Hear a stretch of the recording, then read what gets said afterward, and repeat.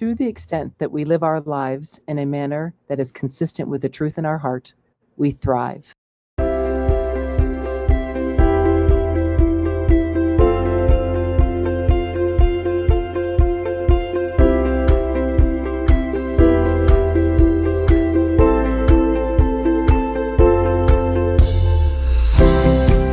Welcome to the Meier Clinics podcast, and you just heard a quote from one of your hosts, Dr. Lisa Day.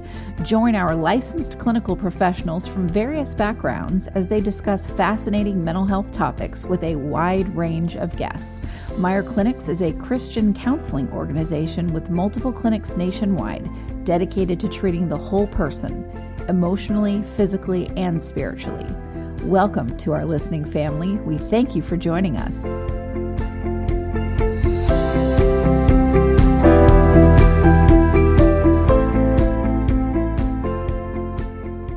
Hey everyone, guess what? We are doing a roundtable with Dr. Paul Meier. I know it's been a while. Hello, Paul. Hello, Kristin. Nice to be with you. Yes, I know our listeners miss you. I've missed you. I know it's funny because this show is a reflection of what we both needed. We're doing a show, listeners, about rest. Yeah. And boy, after last year, did I need some rest. And I asked you if we could do this. We took a month off. Yeah. I took about 6 weeks. I mean, actually, technically, I didn't take that completely off. I still did work, but I did limited schedule compared to, I probably worked, 30 hours a week instead of 80. Yeah. I'm glad. But, people don't really, I learned for myself, I didn't really know what rest meant for me. And so I wanted to explore that today with you, how important it is, what kinds of rest, what type of rest there is. And also, you can learn that it's not okay to rest from your family. If, I had to really examine, well, why is it I don't know what this is? Why is it so difficult? Well, I've got generations of women in my family that, are afraid of rest. So we're going to, get into that as well. But Paul, you've got some factoids. And also on sleep, the importance of sleep. Yes. Too. Physical rest, emotional rest, spiritual rest. Because we undergo way too much stress. I wanted to share a little bit of history. I don't want to bore our listening family here with a lot of history, but still at the same time, there's a couple things that I think are real interesting. The main doctor of stress that taught us, that did a lot of the research and was nominated for the Nobel Prize like 17 times, even though he never won it, is Hans Selye. Hans was born in Vienna, Austria in 1907, but he ended up living in Canada. And he was a doctor of medicine, first at Prague, but then later at Johns Hopkins University in the United States, and later at McGill University, a really good university in Canada. My daughter did her postdoc in psychology there at McGill, and then also at the University of Montreal.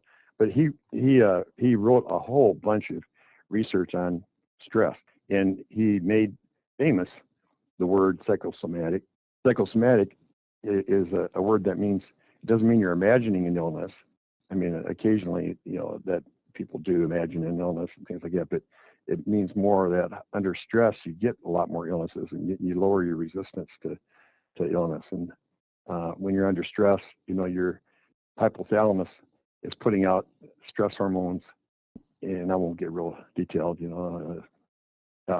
adrenal-cortical-trophic stimulating factor, and stuff like that. Right. And that goes to the pituitary, and the pituitary puts out stress hormones that go to the adrenal glands laying on your kidneys, and then they put out stress hormones that help you cope for a while. But after a while, they run your body down, and if you stay under too much stress, and you have fewer antibodies, and you can come down with any kind of illness, any kind at all. And Flu, it's almost like cold. having AIDS. It's almost like having AIDS without having AIDS. Right, because your immune system is not functioning at top speed, and so you're susceptible to all kinds of things. Right, and Selye said your mental health and physical health, an ability to perform well at job and home, and are directly proportional to the amount of rest that you get, and both psychologically and also getting sleep at night, and especially dream sleep. And the word psychosomatic, I'm going to go back just a little bit more in history, but it'll just be for a minute. But in 1800, a psychiatrist who happened to be a Christian also in Germany, Johann Christian Heinroth. Maybe he was a Christian because that was his middle name. I don't know. But anyway, he was a Christian psychiatrist back in Germany. He invented the word psychosomatic. He's the one that first really realized the correlation. So that was even 150 years before Selye talked about it. And he also was the first one that talked about our ego and about the superego. And he didn't use the word id, but he used a different word similar to that. And the struggle between our superego, our conscience, and our inner self, and our basic nature, and things like that. But Freud copied him, and Freud is considered the father of modern psychiatry because of the things he wrote.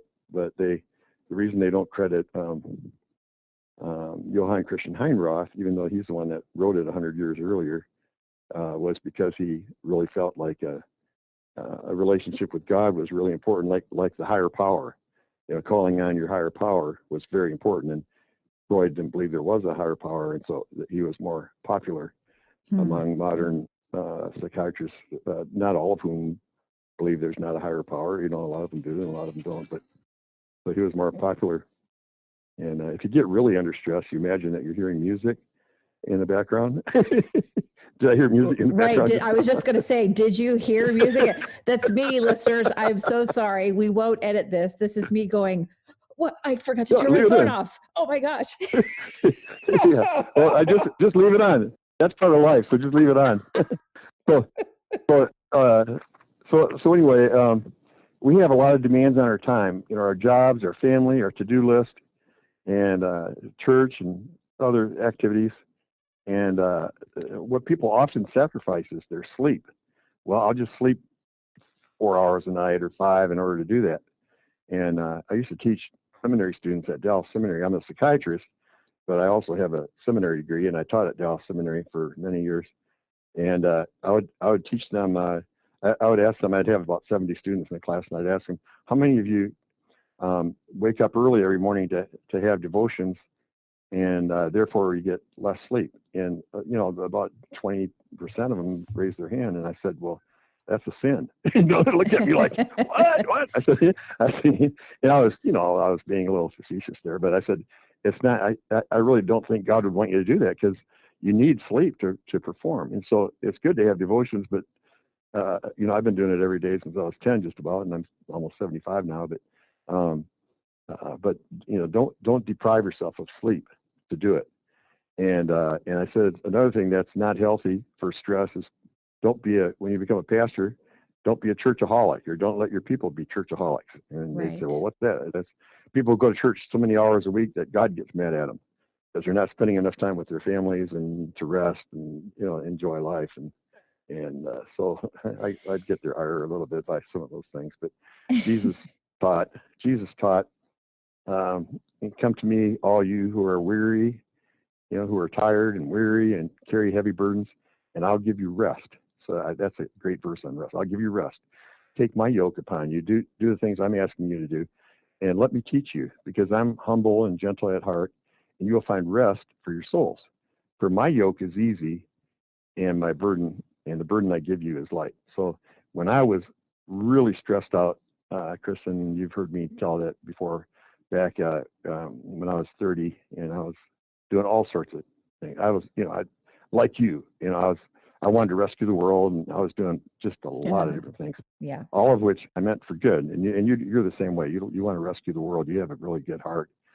And but I was burning out, and then I came across that verse, and realized that it wasn't my heavenly Father that was calling me to do all those things. It was my earthly father, who was a German immigrant, and he was a great guy, but he grew up in a culture where no matter what you do, it's not good enough. And if I got all A's and a B, he'd say, "Now, why did you get that B?"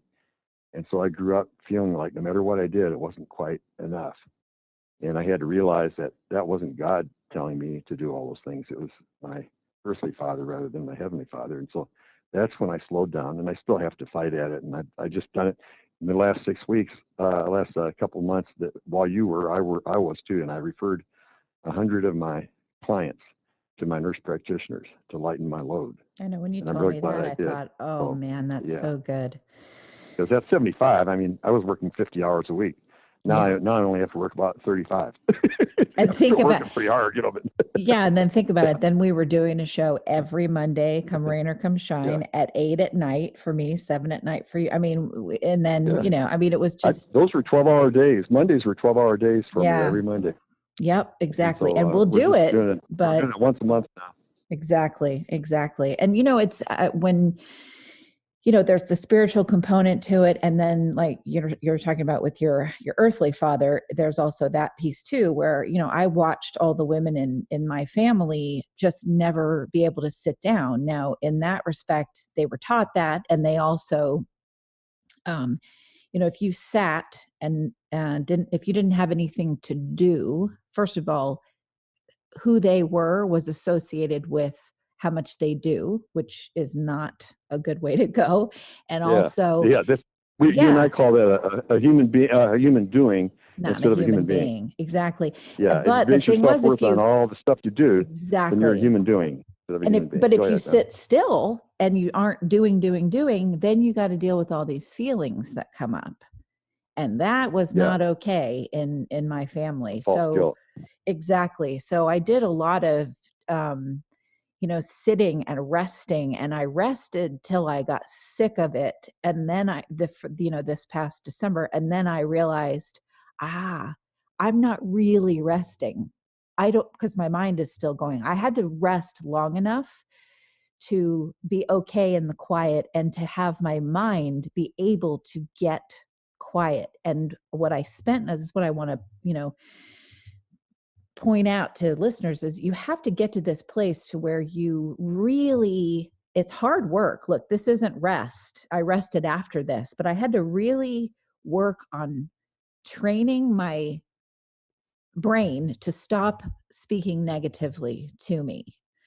And that takes Yeah, a whole lot of mental work. So I got quiet enough, and I got unbusy enough to be able to sit and really listen to how I think to myself about myself, really focus on it, and then spend, hours looping back and going, that's not a very nice thing to say. Let's change that. That's not a very, and it was exhausting. I needed rest yeah, from doing that, but I yeah. needed to do that because I didn't want to take that with me into the new year. I've got stuff I want to do. I have ideas and things that I want to create, and I don't want to take those things with me I didn't want to take them into the new year. I saw a client just this morning before coming here to tape this program with you, Kristin, and he's a very successful businessman, a really nice guy, but just depressed. He said he's never experienced happiness. He's been depressed his whole life, Yeah. and he's in his he's around 50, and he's really looking forward. I mean, he's getting better. I'm seeing him actually every day, and he's getting dramatically better already. But about 85% of your personality is formed by your 6th birthday, but we can change no matter how old we are. But he had a dad that constantly put him down. Whatever he did, it wasn't good enough. Right. And so even though he's very intelligent, he's got a loving wife. He just lives with stress all day, every day, because no matter what he gets done, it's not enough. Now, it's made him very wealthy and everything, but wealth doesn't give you happiness. In fact, the highest suicide rate in every major city in the United States is in the wealthiest suburb. And so he learned. I had him do that letter that I asked people to do, and I'll ask people to right now too that are listening to us. But write a little note to yourself. Here's a one-line letter to write to yourself in the back page of your Bible or in your journal. Dear, and then put your name down. You're writing this to yourself. Dear me, I promise from this day forward to be your best friend and to make an effort not to say anything negative to you that I would not tell my best friend under the same circumstances. So now he's practicing that, he said, and yesterday he started to put himself down and he stopped and asked himself, okay, and he loves his wife. She's real sweet. He said, what would I tell my wife if she did that, forgot to do this or forgot to do that, I forgot what the incident was. And he said, well, I'd say, well, welcome to the human race, we're all humans. Right. What he said, he called himself a stupid idiot. And you and I, this past couple of weeks have been looking at a book in order to prepare for today by Dr. Richard Swenson, Mm-hmm. an MD, who was a professor at the University of Wisconsin Medical School. And he wrote a book called Margins that I highly recommend. And I heard him lecturing, and it really impacted my life. I just heard him for about an hour and a half, and it impacted my life. Because one thing that I remember that he said is that when you have your daily list of things to do, it needs to be short enough so that you have it all done and you have at least 1 or 2 hours left over at the end of each day to do nothing, where you can just rest, sit down with your wife or your friend and play cards or watch, a funny movie, Right. or do something that's just mental rest and that's just relaxing. And lots of times when I tell people that, they laugh at me like, oh, that's impossible, but it is possible and it's necessary.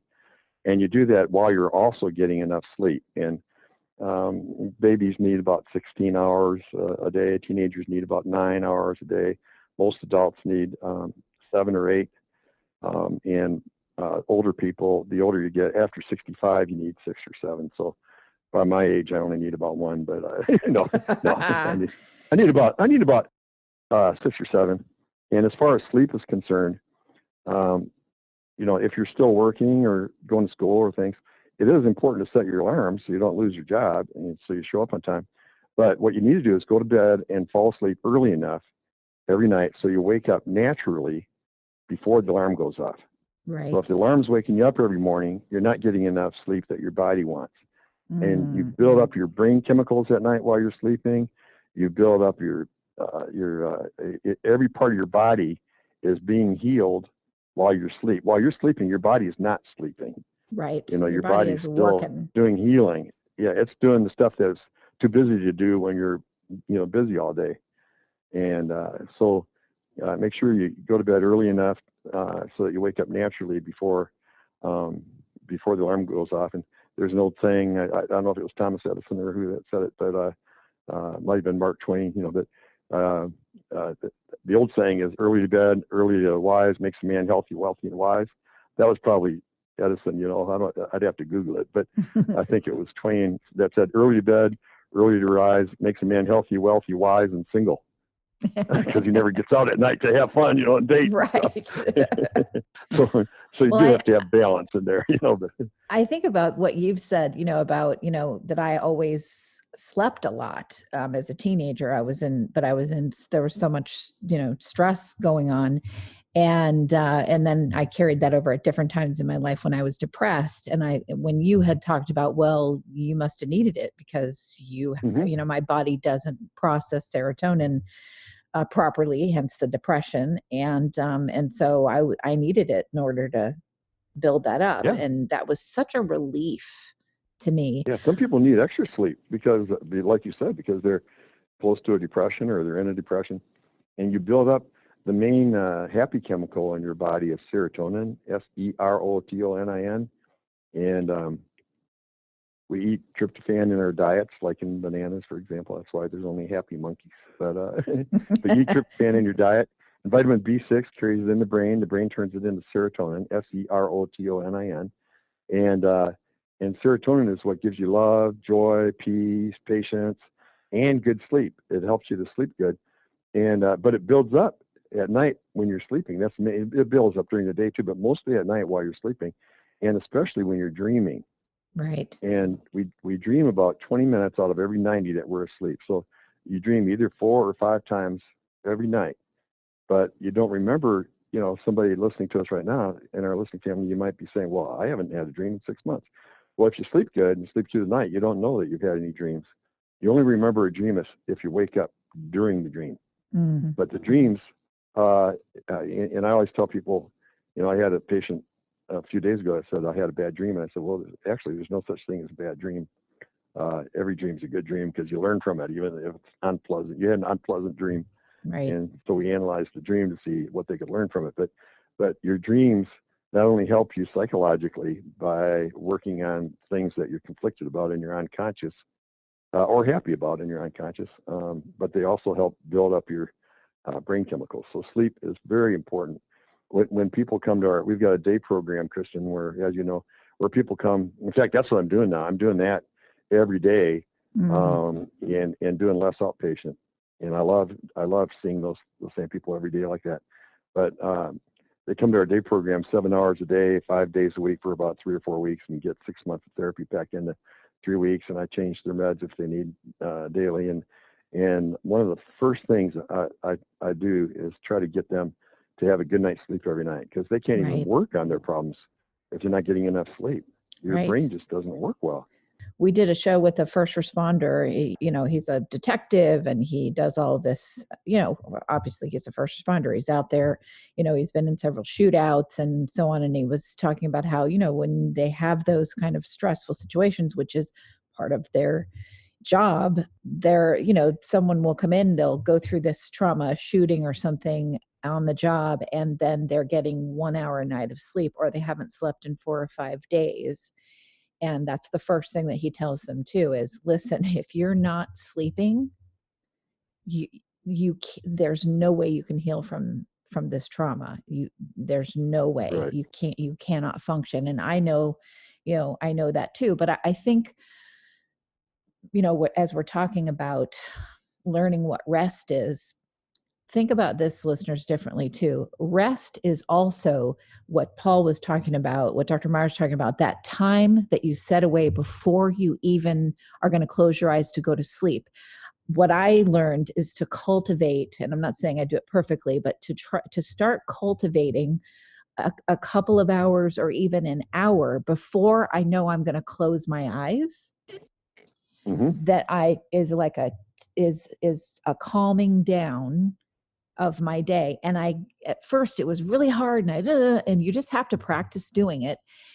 Now I look forward to it. I go, it's because I get up now at 5 a.m. every morning and I work out, and we'll get to that in a minute. But you don't deprive yourself of, you don't get by on 5 hours of sleep to do that, I hope, right? I start looking at 7 o'clock and I go, okay, it's time for me to start winding down. So I make my tea and I put lavender in my diffuser, and I start making my way upstairs, and I've got a book on Audible that I'm listening to that is not so exciting that I want to stay up and listen to it, but it's not so boring that I'm like, why am I listening to this? This is not helping. I just lost IQ points. It's nothing like that. So but it's just interesting enough. I turn that on, I lay down, and I actually look forward to that time. And then I fall asleep somewhere in there, but I'm not freaking out about, I've only got this many hours left, or I've only got da-da-da-da-da. Yeah. And for me, I can do a half an hour workout and then I can go back to sleep for an hour and then start my day. And what was interesting about that is I really made myself do that, because I've learned, and I've read this so much, and I learned about this from Dr. Loretta Bruning, who does the Happy Brain podcast. You can train yourself to sleep. Yeah. I thought, well, once I wake up and I do this hard charging workout, there's no way I'm going to be able to go back to sleep. You know what? I trained myself to be able to do it. I can go back to sleep after a workout like that. Yeah. I can usually fall asleep within about 4 minutes. Well, you're a guy. I mean, that's, And one thing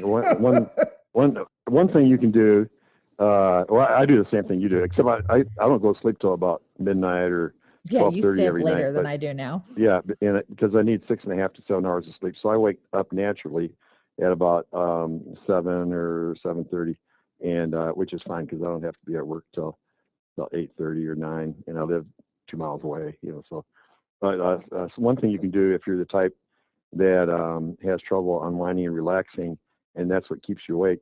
In fact, from a psychiatrist's point of view, anxiety. If people have trouble falling asleep, we look for anxiety, or perfectionism, where you're planning the next day and you're obsessing and want to make sure everything's done right and all that sort of thing.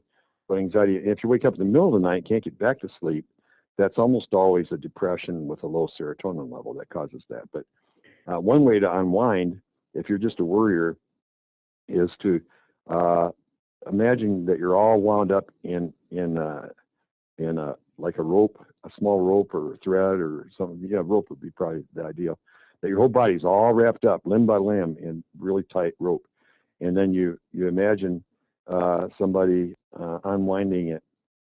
Somebody who loves you and cares about you, unwinding it, and imagine your finger getting unwound, then your hand, then your arm, then your other arm, and imagine your body getting unwound a little bit at a time, and that helps a lot of people to have progressive relaxation, we call it, and gets their minds off their worries.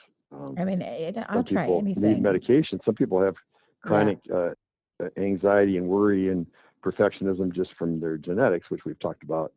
If you want to look back at our gene shows, that we've done, some people need a medicine the rest of their lives in order to not obsess about everything.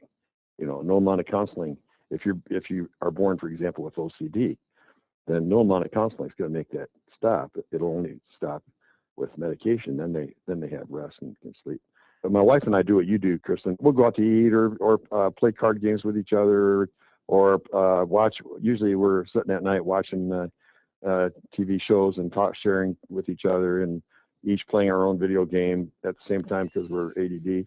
And what video games do you guys play? Wait a minute. I gotta know. I know you guys like watching horror movies, but what video games? Yeah, she likes to watch. She likes to play freestyle or word games where you're learning words and matching them up. Or she should be an interior designer. She'd be fantastic, and she likes to look at design, different house ideas and things like that too. And I play golf, computer golf. Because I'm not any good at real golf, so I can be pretty good at computer golf. But then, and like you said, we watched decent horror movies, not where they're cutting people up and all that stuff, but right, not where they're eating innards. Scary movies. No, we like scary movies and thrillers and stuff. But at about, and we both stay up till midnight every night. So at about 11, we quit watching that stuff, and we climb in bed, and we've got a TV in our bedroom, and we turn on funny old TV shows like Frasier, the psychiatrist who did exactly what I did for 20 years. In fact, they might have copied that off of me. I was doing it 5 years before they invented that show, and I was on in Los Angeles every day. I was on at 400 stations, 2 million people a day doing that, where I was a psychiatrist taking questions from people. But we watched Frasier or Golden Girls or something that puts you in a good mood and makes you laugh, right? Comedies, yeah. So we lay there and watch a comedy and we laugh, and then usually my wife will fall asleep during the show, and when she does that, I'll wake her up long enough to go ahead and let's turn it off and go to bed, and then because I let her have the controls. And I don't want to be a controlling husband. Yeah, I don't want to be controlling. That's another thing. Then we go to sleep. Hi, this is Dr. Paul Meier of the Meier Clinics. Our Christian counselors across the country have a goal of helping all those who come to us to become what God has called them to be. If you're in a situation where you're not at peace within yourself, or you just feel like there's joy that's missing in your life, we can come alongside to help you obtain peace and joy. This message is sponsored by the Meier Clinic Foundation, a nonprofit Christian counseling ministry. The number is 1-888-7-CLINIC, 1-888-7-CLINIC. Yeah, that's another thing to think about too, is, what it is that you're doing right before you go to bed. I've learned about that. Yeah. I mean, like now I don't know if you know this comedian, Jim Gaffigan, Paul, if you've ever heard him, you'd like him. He's a clean comic, and he doesn't like that term, but he just he chooses not to curse and things like that, and in his shows, and he's hilarious. And I prefer those. Yeah, and he's just funny, and talks about his 5 kids, and and his wife, and he's just funny, and it's light comedy, but it's about regular everyday life. And I like, I will listen to one of his shows, as I'm falling asleep because, it makes me laugh. It puts me in a better mood. And Yeah. since I'm so focused on, well, listen, sleep is so important. I mean, we treat it as an afterthought, right? So we don't give it the honor that it deserves, which is really honoring yourself. So now that I do that, I think, okay, if I listen to a comedy thing, that could have a really significant impact on the kind of dreams I'm going to have, which is going to impact how I wake up the next day. So, put thought and planning into how you prepare for sleep, and then what you're going to, what you might want to, how you might want to feel while you're sleeping, that kind of stuff, because it is so important. Yeah, like we love to watch the news, but we can get so riled up watching what's happening in the world. Yeah, that we just don't watch it right before we go to bed, unless we're staying up to see election results or something. But the Bible even says laughter does good for you, like a medicine does. Well, medicines are good for you, but laughter's like a medicine, and so that's just our personal preferences. We like to, like you do too. We like to fall asleep laughing. Right. Right. We wake up laughing, Exactly. And I know that the person. Then we look at ourselves in the mirror and laugh some more. And my wife does it. She looks great, but I'm. Well, I always think about too. Who do I want to speak to? I don't look like John Wayne anymore. Yeah. Well, when I was 40, I looked like John Wayne, 6'4" and all that. Now I look like two John Waynes. Well, yeah, I've got the double chin. I don't even know. It's probably triple at this point, but whatever. I don't have a mirror near my bed, and I don't care.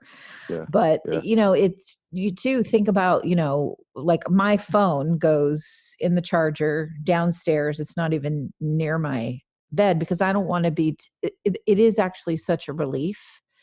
Because I'm upstairs in a loft. And so it is an ordeal, not a horrible ordeal, but it's somewhat of an ordeal to make my way down these half stairs, half ladder thing in order to go get my phone.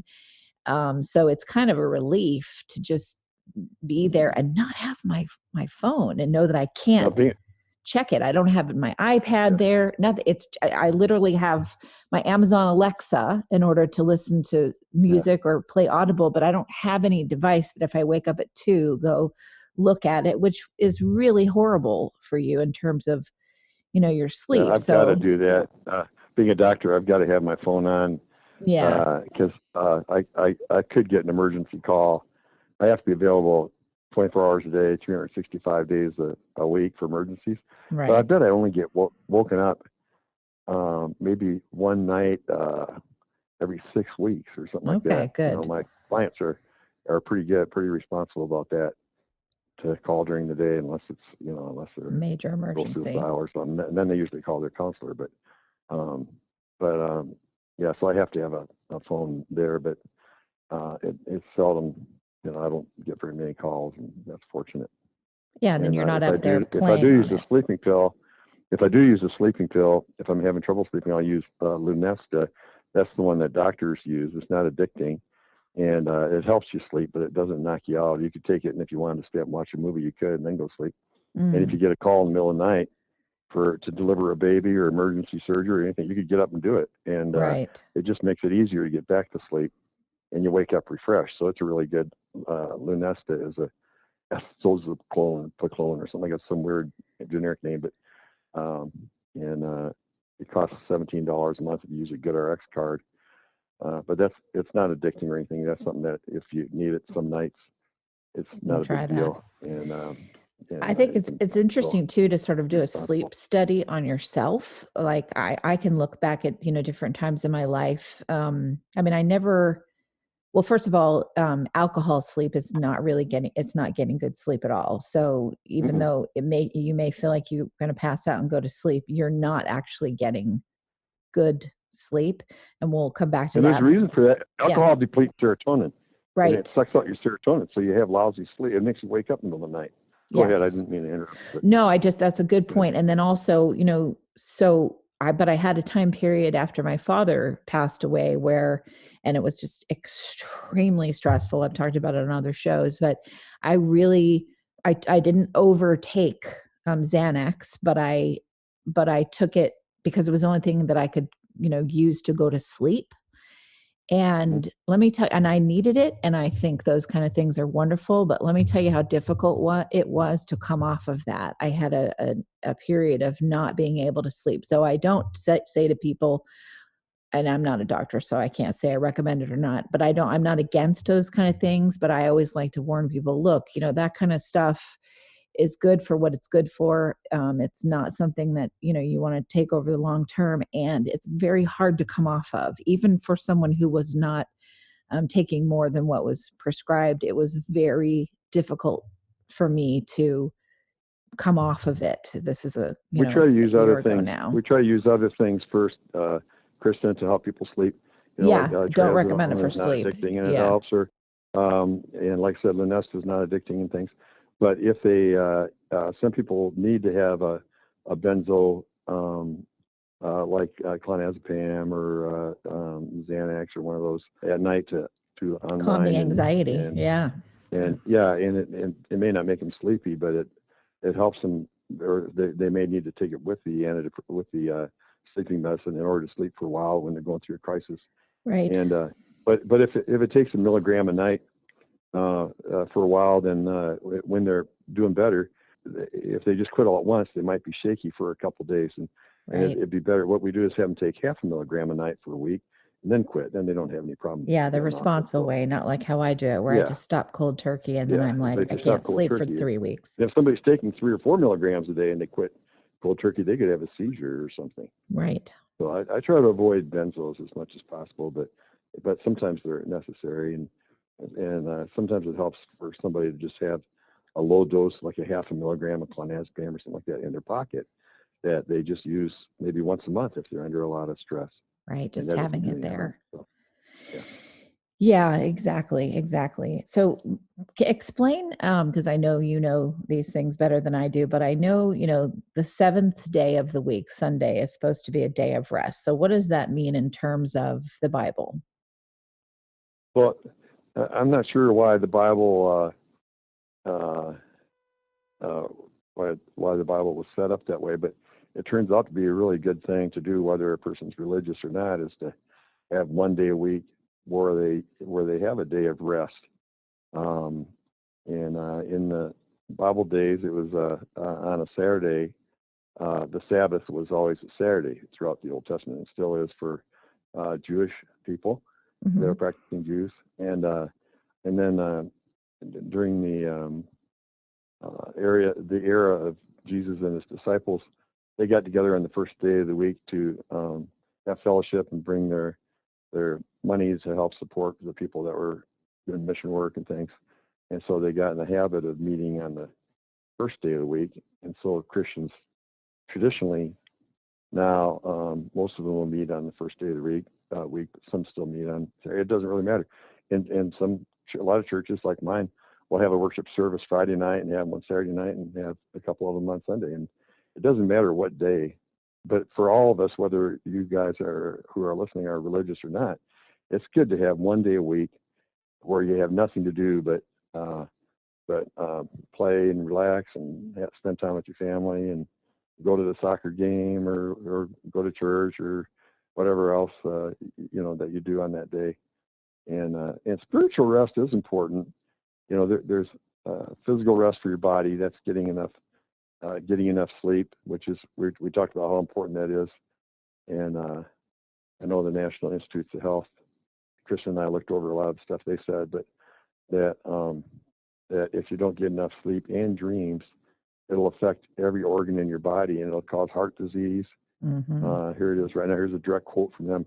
Lack of sleep causes all kinds of disease processes, including cardiovascular diseases and diabetes. Right. And NIH says that sleep positively affects every tissue in our bodies. But spiritual rest is if you're trying to do everything in your own strength, like giving up drinking too much or like giving up bad habits, it doesn't work. And the 12 steps are so powerful.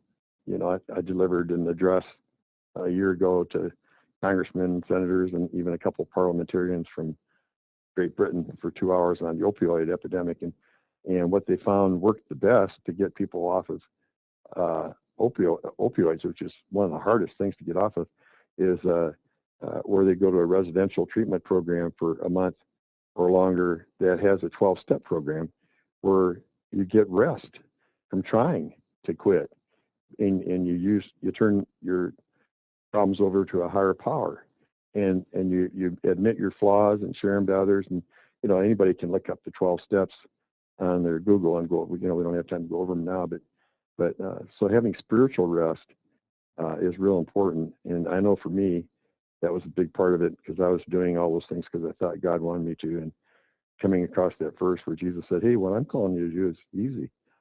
My yoke is light." So if you're doing more than that, it's not what I'm asking you to do. So don't blame me. And so spiritual rest, and then emotional rest. Like you talked about, is having time to laugh and having time to fellowship and time to read or whatever you enjoy doing. Playing a video game, watching a movie is resting and relaxing for me. And then making sure your to-do list is short enough so you're done every day, and you have a couple hours left over, and getting the appropriate amount of sleep for your age, which you can determine by seeing what time you wake up naturally. Right. So let's talk about this one too, because this really hit me at the end of last year. We also need to take a rest from relationships where we feel like, it's not mutual, or it's not going in a healthy direction. And it may not mean that you take a rest forever, but you can take a rest. I think it is. and sometimes it is, and that's a good thing. But I think I really focused on that too with, okay, I said a lot of no last year, a lot of no. And it was scary. Yeah. It was scary to say no, and people don't like it. They don't like it, period. But they especially don't like it when you're someone that's always said yes. And hey, listening family. Yeah. Listening family, Kristin pretty well after all these months and years of listening to her interact. Because what you see is what you get. I mean, she's this way all the time. She doesn't pretend to be one thing on the podcast and then she's something else somewhere else. But she's this way all the time. And so, being a psychiatrist, even though I'm her friend, I'm not her psychiatrist. I'm her friend. But being a psychiatrist, I can jokingly, say that her psychiatric diagnosis is too darn nice. And I could use another word there, but I'll go ahead and use the word darn. So too darn nice. That's her diagnosis. Yeah. And you can be too nice, where she wants to help everybody, but some people just, if you help them, they'll say, "Okay, thank you. I'll take everything you have." Yeah. Yeah, exactly. And I really, I said no, and I had to go through the process of feeling bad about it, guilty about it. And then I finally started getting to a place where I didn't have to make excuses. That something that happened or of someone's behavior, I don't need to make an excuse for that. That was deplorable. My no was a healthy thing. And people still come in. And I think what we do too, when we're too darn nice, is we over-identify with people, which means we make all these excuses for them. So I can have someone who is just campaigning to, what they say is to be my friend. Now there's it's not really about that in my estimation. It's more whatever they've projected onto me from hearing a show or from working with me or whatever, but they're really campaigning for that. And I've thought, well, it's okay because maybe they're lonely or they've got problems, or, I've been that way before in my past. And all of that are excuses that I don't need to make anymore. If someone is, crossing boundaries again and again and again. I mean, I had an instance where I told someone, okay, back off, in a very nice way. I didn't say back off. I told them, this is too much, da da da da da. And they so wanted to get their point across, and this is a therapist, that as they're writing me another long email after I've just said, don't have time for this kind of thing, another long email, and send it because they want to get the last word, or they think they're going to change my mind, whatever it is. And when I don't respond, because I've already gotten to many of those from this person, then they proceed to send it to me from different email addresses and text me from phone numbers that I haven't blocked, while they're a therapist. And the part of the email is that I'm this is the last email I'm going to send you, but the same email is forwarded to me from different addresses over the course of 7 days. That's called stalking. That's stalking. That's not okay. And that is not No. someone that you can have a friendship with, because they're not interested Yeah, in friendship. yeah. They're in whatever mental Control and illness stuff. or whatever it is going on with them. That's what's going on. So it helped me to identify too, to take this time to rest, to not personalize anything. That's has Yeah, nothing yeah, to do and- with me. That's their And if that stuff. happens, if that happens to anybody, the best thing to do, and even the police will tell you that, is absolutely no contact. Absolutely. I mean, if they talk to you, don't even talk back. Just be polite and walk off and nod and walk off, but don't talk. Because the more if you email back, that fires it up. That means you're going to get Yep. 10 more. Yep. Every time you respond, positively or negatively, you're just going to get more. So you just ignore it and hope and pray that it goes away. Sometimes And we have to send a even if cease there's and nice desist. people, But even if there's really nice people who want to be your friend, once your friend list is full and you don't have time for right. more good friends, you have to say no to good people too. That you need to limit Yes, I'm yourself. And then so glad you another brought mistake that up. people make is that like I saw a lady last week who keeps she'll get better, she'll be doing great, and then she'll go spend time with her mom who lives a couple doors away, and she always falls apart when she's with her mom because her mom is constantly controlling her and putting her down and all that stuff. And I asked her, well, why do you go visit your mom at all? Why do you see her? Right. Well, she's my mother, and I blah blah blah blah blah. And I say, but do you think you need your mom's? Are you trying to get her approval? Well, yeah, I'm trying to change her. And I said, well, you can't change mom. And I said, do you need my mom's approval? She said, no. I said, do I need your mom's approval? She said, no.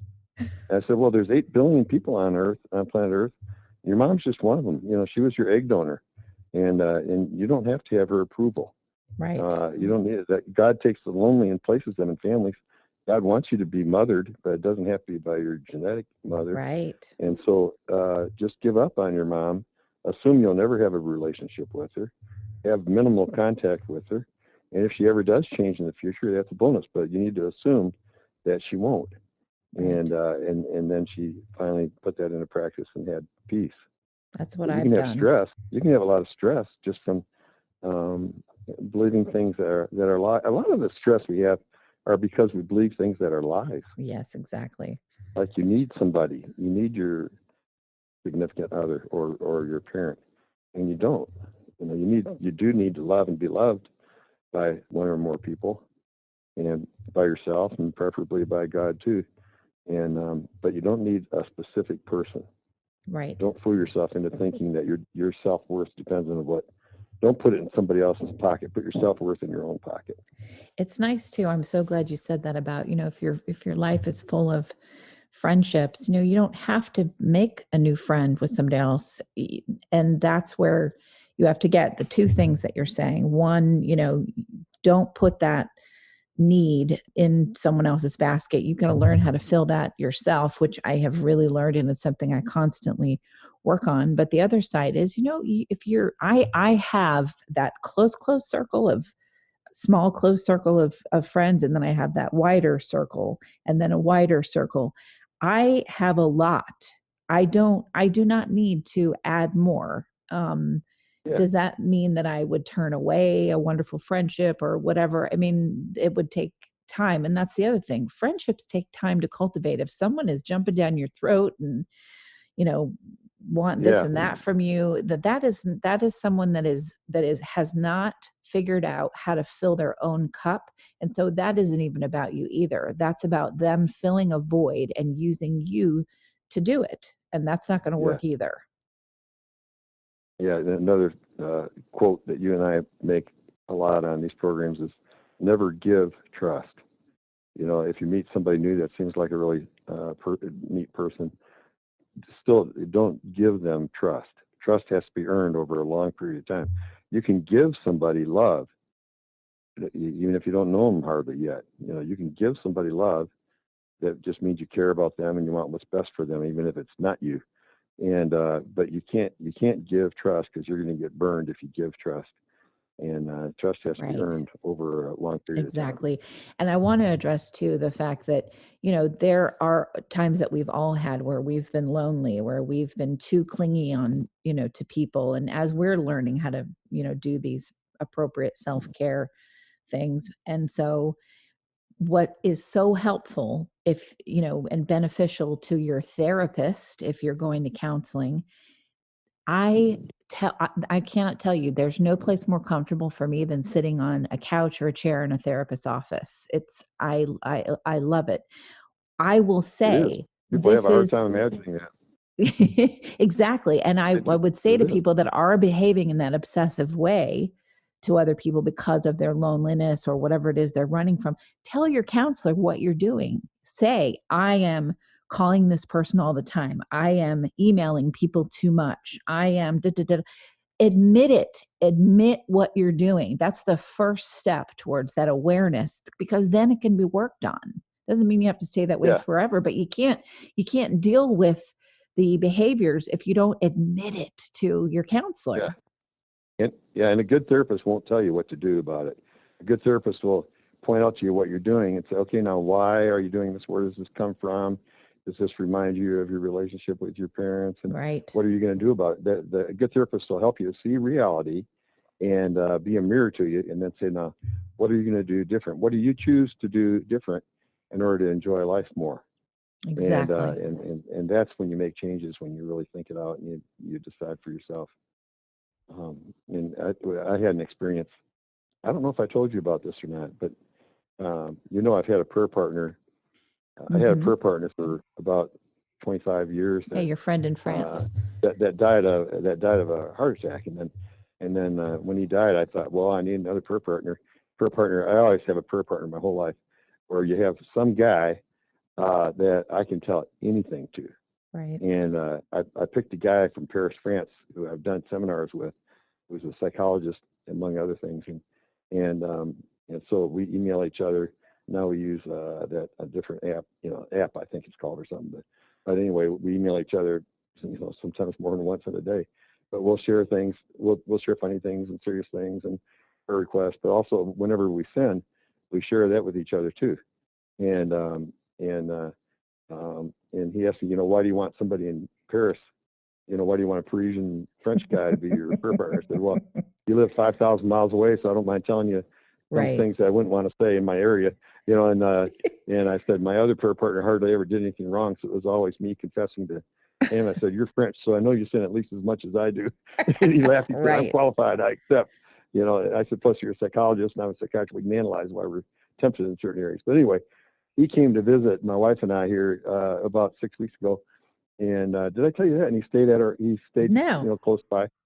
Yeah. And it was wonderful. We spent about 3 or 4 hours one day in his hotel room, just going back from birth to that moment, sharing, because we had already confessed things that happened day by day, but sharing every single sin we could remember. And by the word sin, I mean anything that hurts somebody. Right. All sins hurt somebody. So every sin we have ever committed from birth to present, or even thought about committing, and believe it or not, that felt wonderful. It was I'm a little, sure it was such a I'd be relief. scared to do that with somebody that didn't know me real well, or didn't have an equal number of sins to share back with me, But there was no condemnation, because we both are sinners that are trying to be good people. And so we both shared everything we'd ever thought about doing wrong or did wrong. And it was so cleansing. It was just awesome. It was an awesome experience. And it still feels good, to have done that, know that there's somebody out there that knows everything I've ever done wrong or thought about doing wrong, even my thoughts that are selfish sometimes, and accepts me totally the way I am. And I know all his and accepts him totally the way he is. And that encourages us to want to be better people. Absolutely. And the Bible says, confess your faults one to another and you'll be healed. And that's what it is. And in therapy, that's what you're doing. You're admitting your flaws and failures and things to somebody, and it heals. It feels good because it's healing. Right. And that's one of the 12 steps. But it's healing. as one of the Yeah. 12 steps too, is to find someone that you can, and I remember I've done that, a different 12 step. I did a codependency 12 step. I hadn't done one for AA or anything, but I'd done a CODA one, and another one that I had done that was also codependency. And, it is, I remember sharing all these things that I was so ashamed of with the two people that I had picked. And, how does this tie to rest? Well, it helped my soul rest to be able to share those things that I was so ashamed of. And one of them, thank goodness, I picked well. I think I was 23 and she was 65 or 66 and had 12 children. She was like, when she heard the stuff that up until 23 I felt so ashamed of, she was like, you're going to be fine. Yeah. I've had 6 kids, 2 marriages.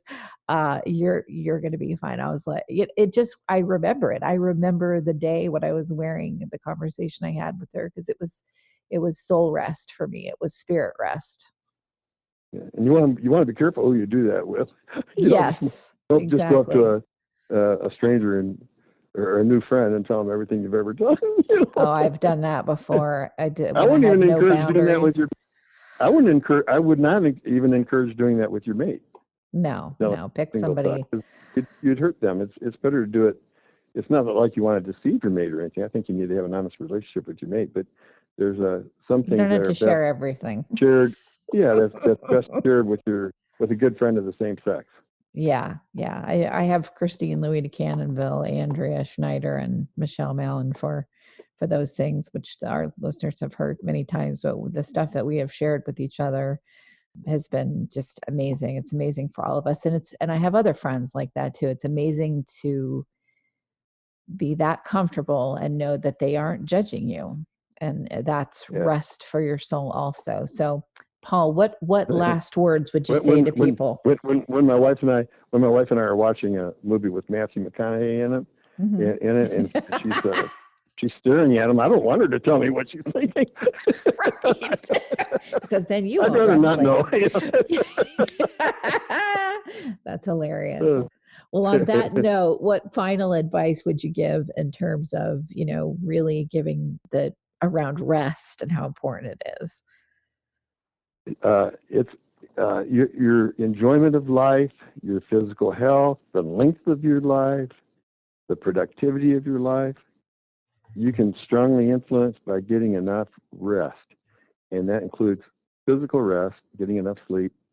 It includes treating diseases that like sleep apnea, that may be interfering with your rest. I've got sleep apnea where if you hold your breath 30 seconds or longer several times a night, you wake up gasping. That's going to make you depressed and sluggish and ruin your heart disease and brain holes in your brain, and you need to get that taken care of. So physical diseases, but so you need to take care of your body. You need to take care of your emotions and be able to cry and laugh and deal with issues like Kristin talked about with codependency and things. And you need to rest spiritually. And you do. For me, I feel like I have to have a higher power, and I turn my life over to my higher power, and I do whatever I believe God. I try to do what I believe He wants me to do with my life, and I am doing that. I can't imagine doing anything different than what I'm doing. I love my job and my friends, and I love Kristin. Love doing these podcasts with Kristin. Really enjoy it, and I just love what I'm doing. I love my life right now. If I was any happier, I'd feel guilty. Exactly. Yes, and that's how I feel too. I feel very happy, and you and I are so much alike. We both had to we didn't want to stop doing the show, but we were so tired and overdoing it. And so we both just took a pause. And I know I got a lot of emails from you listeners saying, when are you going to do a Paul show again? Come on. But even with, okay, maybe I'll get a dip in ratings, or maybe I'll get I'll lose listeners for a bit.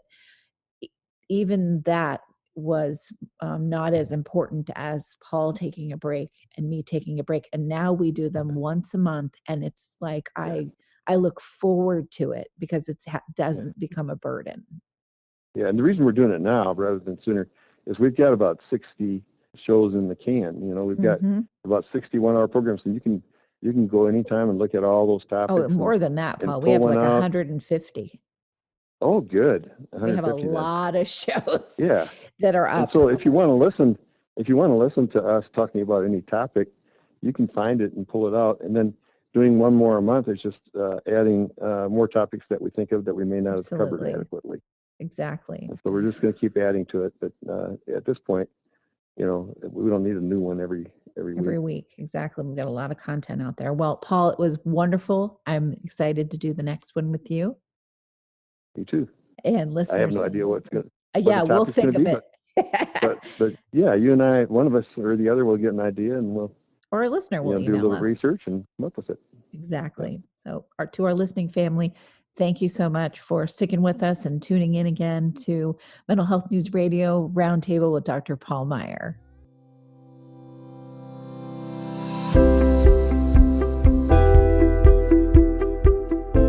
We hope you enjoyed this podcast. Tune in next time for another engaging discussion on relevant mental health topics. If you have any questions about Meier Clinics, please visit our website at meierclinics.com. That's MEIER clinics.com, or call us at 888-7-CLINIC. Don't forget to leave us a review on iTunes, Stitcher, or any of your favorite podcast apps. And please note that we are a member of and produced by Mental Health News Radio Network, MHNRnetwork.com.